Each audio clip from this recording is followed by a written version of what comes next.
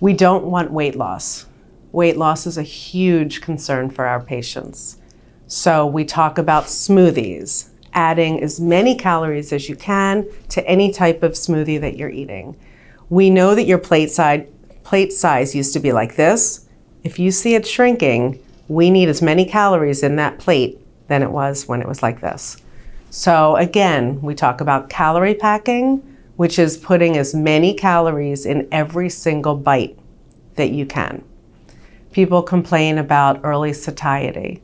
They take 3 bites, they're done.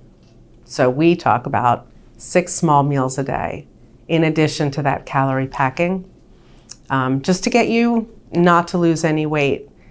We find that our patients are burning a ton of calories, even though they may be doing less in their day.